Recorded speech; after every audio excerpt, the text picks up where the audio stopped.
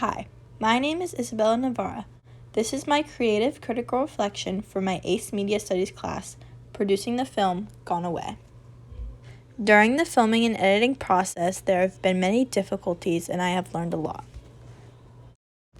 From the beginning of my entire process, the only thing that stayed consistent was the overall idea of what it was going to be about.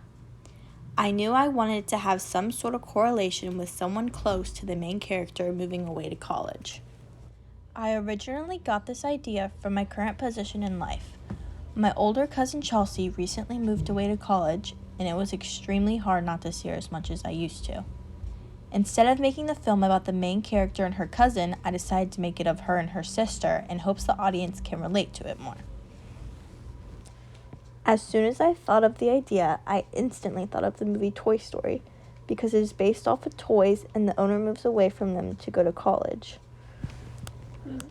During the film, the main character, who is the little sister, played by Amber Laudner, is going through her normal everyday life, but while doing so, she gets flashbacks of her and her older sister, played by Gianna Pacelli, and all the good memories they used to share in certain parts of the house before she moved away to college.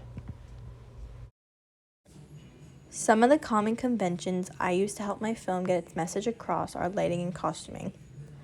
While portraying the present day, I made sure the main character was wearing all black and that the lighting was dark. When editing those scenes, I put a dark filter to get the point across that it's supposed to be sad during them. During the scenes with the girl and her big sister, I made sure the little girls wore brightly colored shirts. When recording, the lighting was very good to make it look brighter overall. While editing those scenes, I turned the saturation up to also add the extra effect to make the scenes look happy. I really like how the dramatic lighting and costuming affected the whole film overall. Using it helped to see the difference of moods in the scenes very clearly. I feel as if many people can relate to my film. Whether they're in the exact position of being a younger sibling or being on the other side of the film and being the older sibling that had to move away from the younger sibling, the film can still be relatable. Even if some viewers cannot relate on a personal level, the sad scenes of the little sister makes it easier for them to engage with the film. As a real media product, I would produce my film through online rather than through theaters because in today's world, I feel as if people would want to stay home more than going out to see a movie. I would do that by using the apps such as Hulu and Netflix. Advertising would also be a big part of getting my film out there for people to see. I would use multiple different social media platforms such as Instagram and Facebook in order for people to share links to send worldwide. At the beginning of the project, I had a lot of worries that my production process would not go as I wanted. When starting the filming process, I made places to set up my phone so that the video did not come out shaky. I filmed my whole film using my iPhone 11 camera. I did not use all the planned camera shots and angles because I felt as other shots would make the film look better. I originally said that the film of Amber walking to the fireplace was going to be a mid shot, but after trying the different shots, I realized using a long shot would make it look better. In my opinion, the most difficult part of the filming process was trying to get the right transitions to make the film look flowy and effortless. For example, the shot where I got the girls running to the bedroom helped so that the film was not jumping everywhere from place to place. For the production process, I found one day where all Gianna, Amber, and I were not busy. We dedicated that day to filming. It happened to be right on schedule to when I planned it out. During filming, the beginning was extremely hard because the shots were not turning out how I envisioned them to. While continuing to record, I began to realize that it is okay if it is a little different than how I wanted because it was still turning out good.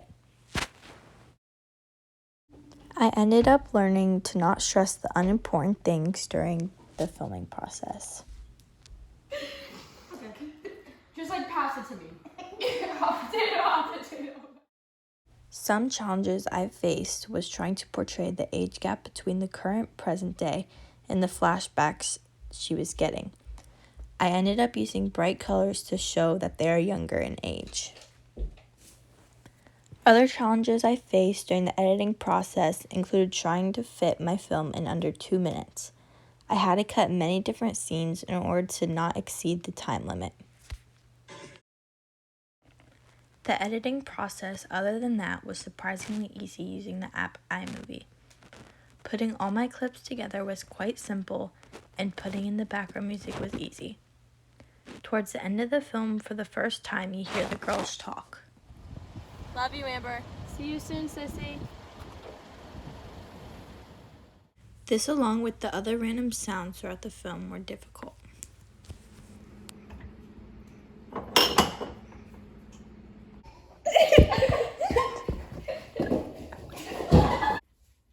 Say cheese! Cheese! In order to get this audio in the video, I had to turn the background music down to hear the girls talking. I still wanted the audience to be able to hear the music, but did not want it to overpower the existing audio. So I also had to separately cut that part and turn the volume up. One thing I am worried about is getting the focus of the film across so that the viewers and audience understand.